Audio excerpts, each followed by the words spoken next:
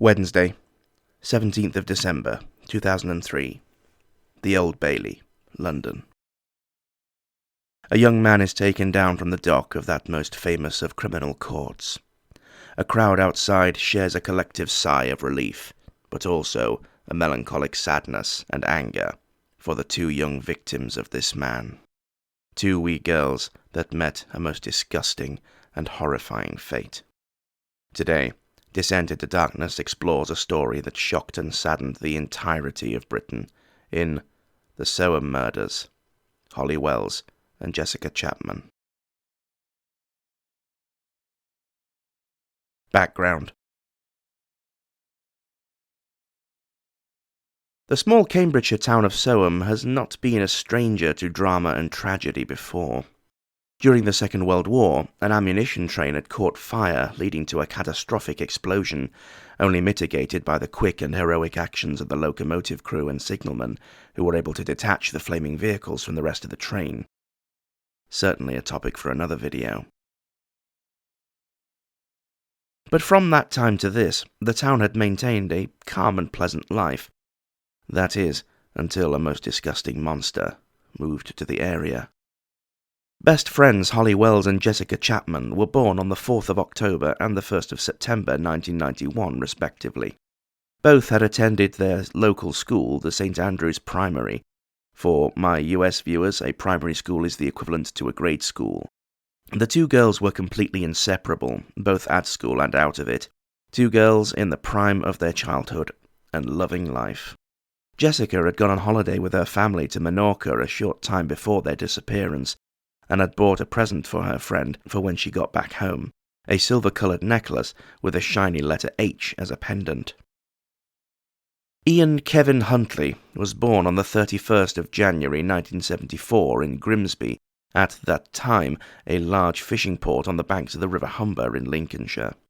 He had had a bad time growing up, being the target of bullying at school and suffering from asthma. Having suffered from both myself, I can tell you that it is not particularly nice. However, as he became an adult, Huntley very worryingly appeared to become sickeningly interested in very young girls, at one point being seen with a 13-year-old. In a subsequent inquiry, it was discovered that Huntley had in fact been involved with grooming and sexual abuse of at least 11 underage girls between 1995 and 2001, with ages ranging from 11 to 17. In the May of 1998, he had been charged with the rape of an 18-year-old woman, but this never proceeded as far as court due to lack of evidence. He had had a daughter named Samantha at some point with a woman named Katie Bryan, who was 15 at the time, the age of consent in the UK being 16. It would later transpire that Huntley had groomed Katie and the relationship had been abusive. 14 years later, and sometime after Huntley had been convicted, Samantha had discovered who her father really was during a school project. Katie had shown her a box full of newspaper clippings about the case, which terrified and appalled the teenage Samantha. Huntley had been married between 1995 and 1999 to a woman named Claire Evans.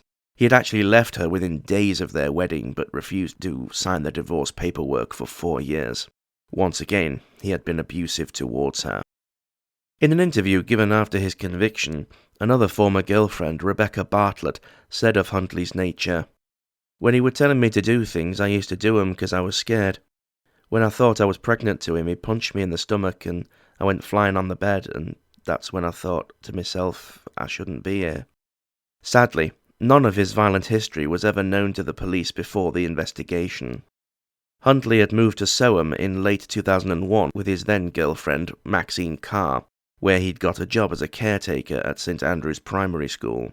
The job came with a nice 3-bedroom cottage, and Maxine became a teaching assistant at the school also.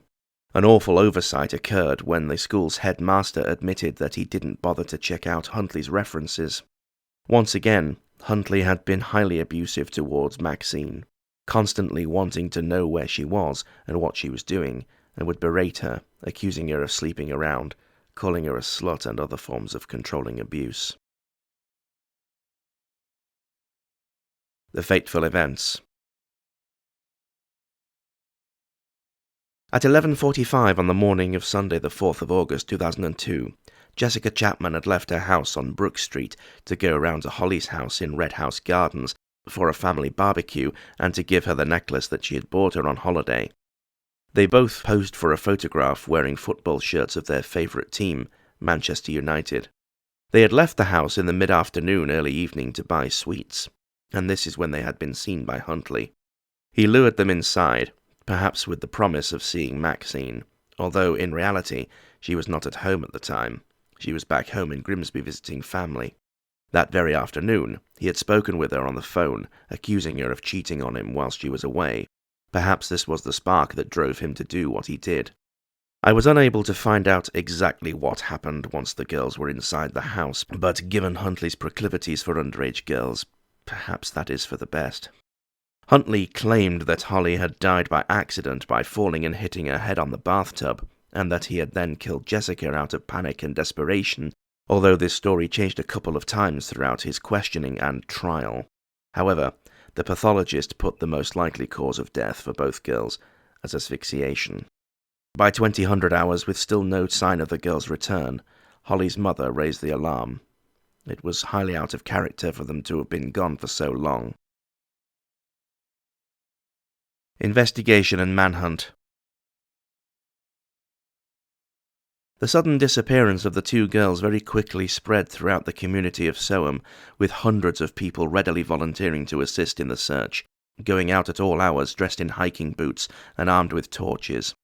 As the search area widened ever more with no luck, the media soon caught wind and descended on the town. The now iconic photograph of Holly and Jessica was plastered all over people's TV screens and newspapers. The story became a massive nationwide tragedy, with handfuls of people from all over travelling down to lend a hand in the search, which even included going through thousands of bags of garbage in the area, just to be sure. Into this mass of concerned yet eager helping hands stepped Ian Huntley. In a staggering move of stupidity, Huntley deliberately decided to inject himself into the investigation by talking to TV news crews and claiming to have seen both girls, making up details about what they were doing and in which direction they went. Obviously, this was a deliberate attempt to throw off the trail and allay any suspicion that may have been looking in his direction. This left him as the last person to see them alive. Of course, this part was true, but not for the reason people initially thought. In the same interview, he even expressed feelings of regret that he couldn't be more helpful to the investigation, and perhaps he could have done something to alter events. However, it is a well-known phenomenon that killers and other criminals, such as arsonists, will attempt to be part of the inquiry into their crimes. Some do it in an attempt to pervert the course of justice, but others do it as a form of arrogance, getting a kick out of being right under the police's very noses, but not knowing it was them. Huntley had not been under suspicion until this point, but by his rather moronic decision to approach the press, eyes began to fall on him, and slowly questions began to crop up more and more, especially when he began asking questions himself of the police, such as how long DNA evidence lasts before it deteriorates. His house had been searched previously as a matter of course, but now investigators began to take another look at him, asking him in for questioning. An appeal for more information was broadcast by the former national BBC TV show Crime Watch, but sadly no useful leads came through. Huntley was questioned by the police, and he freely admitted that Holly and Jessica had been at his house earlier in the day. He said that they had come to see Maxine, which, given that she was a teaching assistant at the school, perhaps sounded like a legitimate reason in his head. Under questioning, Maxine had corroborated the story, and was even pictured with a note made for her by Holly that expressed regret that she was leaving them. Although, just look at her eyes. That may just be hindsight talking, but look. This was a very promising lead, and a warrant was quickly issued for a search of Huntley's house and a storage room at the school where he worked. While searching the storeroom, investigators found damning evidence.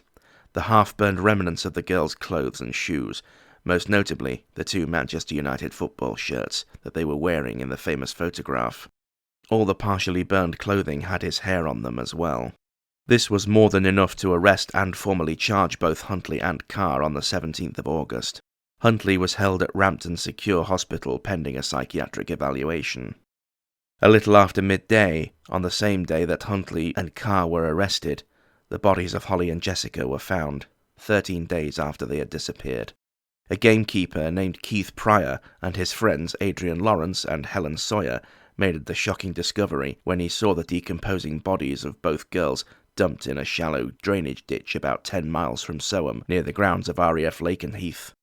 Mr. Pryor said that he had been in the same area a couple of days before and described remembering an unpleasant odour hanging in the air, and had returned with his friend Adrian to try and investigate where the smell had been coming from, presumably expecting to find a dead deer or other large animal. When the men found the two girls and realised the awful truth, Adrian immediately turned to Helen, who had been following a couple of paces behind. To shield her from the horrific sight, he told her not to come any closer, then immediately ran off to inform the police. Scene of crime officers, known as SOCO in the UK, deduced that there had been an attempt to burn both bodies, but the green wood that they were covered in wasn't dry enough to catch. Huntley later admitted to having returned to the bodies specifically to try and burn them. It did not take them long to figure out who had been found. The final confirmation came through from DNA testing and from dental records. A police spokesman announced the discovery the very next day, and that the search for the two girls should now be called off. Analysis of Huntley's red Ford Fiesta car showed traces of the same mud that lay down the path where the girls had been found. A funeral service for both girls was held at the cathedral of the nearby city of Ely on the 30th of August. It was attended by around 2,000 people. Trial.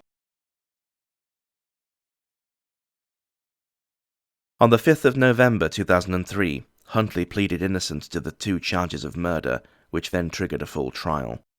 Holly and Jessica's families were then subjected to the ordeal of having the fine details made public in open court, with photographers and TV cameras crowding outside the court every day. 3 weeks into the proceedings, Huntley decided to change his story and admitted that the girls had indeed died inside his house, but maintained that both deaths had been accidental. He had attempted to play the insanity plea, but forensic psychiatrist Christopher Clark shot this down by saying, whilst on the stand, "Although Mr. Huntley made clear attempts to appear insane, I have no doubt that the man currently and at the time of the murders was both physically and mentally sound, and therefore, if he is found guilty, carried out the murders totally aware of his actions." The jury took 5 days of deliberation before returning a majority verdict. Guilty on both charges. Ian Huntley was sentenced to life imprisonment with a 40-year minimum tariff, meaning that he will not be eligible for parole until 2042, by which time he will be 68 years old. But the likelihood of him succeeding the first time round is exceedingly low. Maxine Carr was sentenced to 3.5 years imprisonment for perverting the course of justice. She would be released in May 2004, allowing for time served, and now lives in an unknown location under an assumed name. On the inside. Huntley spent the first years of his incarceration at HMP Wakefield, West Yorkshire, nicknamed the Monster Mansion, a Category A prison which has housed many infamous murderers. Whilst at HMP Wakefield, he was attacked with boiling water by another murdering lifer, Mark Hobson, who had killed his girlfriend and her sister in the village of Campbellsforth near Selby in North Yorkshire. He was taken to hospital again in early September 2006 when he was found unconscious in his cell of a suspected overdose, but was returned to prison the very next day. He had previously attempted suicide in 2003 after he had taken 29 antidepressant tablets that he had managed to hide inside a box of tea bags in his cell. He was transferred to HMP Frankland in County Durham in 2008, where he was attacked again by another inmate, Damien Fawkes. This time his assailant used a shank to slash at Huntley's neck, requiring emergency surgery. Allegedly at Frankland, Peter Sutcliffe, the so-called Yorkshire Ripper, is said to have had an argument with Huntley, calling him a child-killing bastard and telling him to piss off. Obviously, Peter has something of a short memory, as he had killed and brutally mutilated 16-year-old Jane MacDonald. I have made full documentaries on both Sutcliffe and Hobson previously also, links in the description. In 2018, Huntley pathetically attempted to plead for forgiveness for his crimes, claiming that he thinks about what he did every single day. Aye, I bet you do, you sick fuck. He said, What I will say is that I am so terribly, terribly sorry for what I have done. I know the people of Soham took me into their community. They trusted me, gave me a job and a home, and I betrayed them in the worst possible way. And I am sorry for what I have done, sorry for the pain that I have caused to the families and friends of Holly and Jessica, for the pain that I have caused my family and friends, and for the pain that I have caused the community of Soham. He also claimed that Maxine was the one who had orchestrated the cover-up for the murders, but then lied in court to distance herself from him. It should come as no surprise that personally I don't believe a word of it. According to inside sources, Huntley has become firm friends with fellow inmate Charles Taylor, the disgraced former president of Liberia, who had been convicted in the UK of crimes against humanity and was known to regularly abuse many child soldiers of his country. Gee, I wonder what two serial child abusers like to regularly talk about.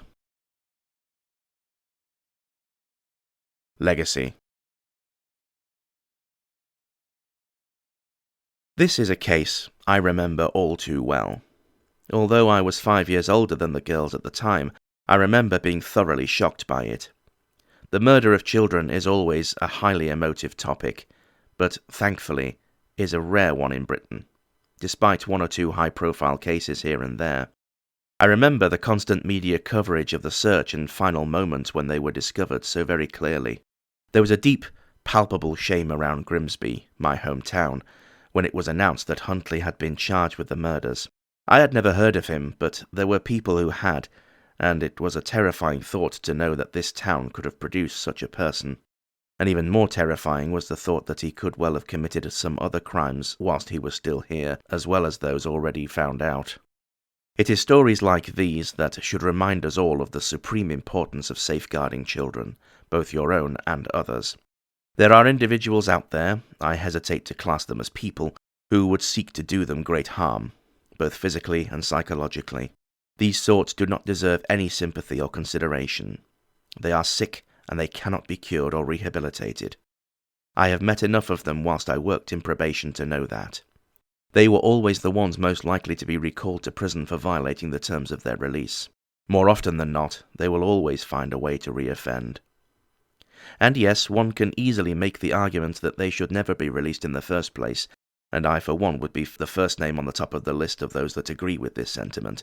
But until there is a change in the law, we must instead do our best to protect our most vulnerable.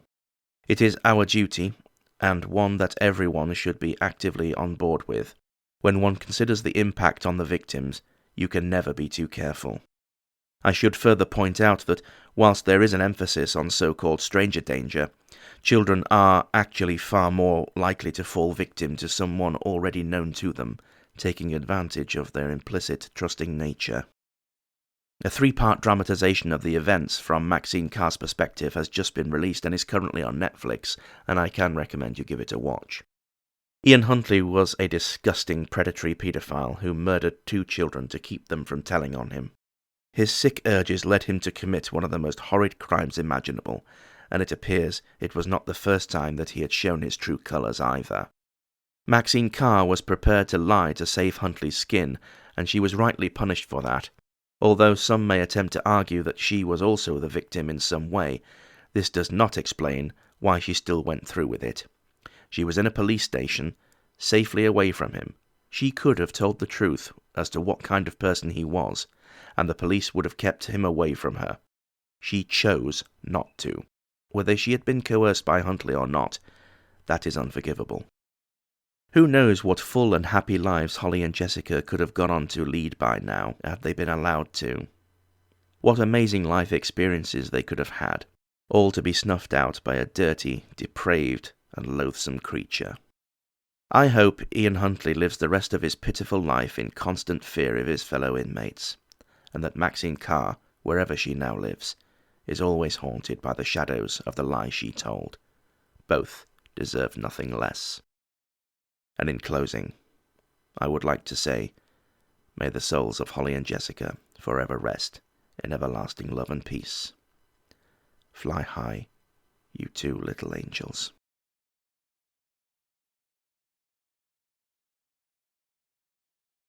Thank you for watching this video. I do hope you found it informative and interesting despite the harrowing nature of the story. Talking about things that involve horrid crimes involving children are always an awful subject, I know. Check out my back catalogue to find out full coverage of even more of history's most deplorable killers, and don't forget to hit the subscribe button and click the bell icon to get notified when I put out new content. What do you think of Ian Huntley and Maxine Carr? Let me know in the comments. If you wish to do so, you can support DID on Patreon, linked below, or via the Super Thanks button. Or swing by the DID merch store on Teespring to grab yourself some branded swag. A huge thank you to my current patrons and those who have otherwise contributed who keep the flame of inspiration burning brightly. And in the meantime, take care of yourselves, and I shall see you on our next descent into darkness.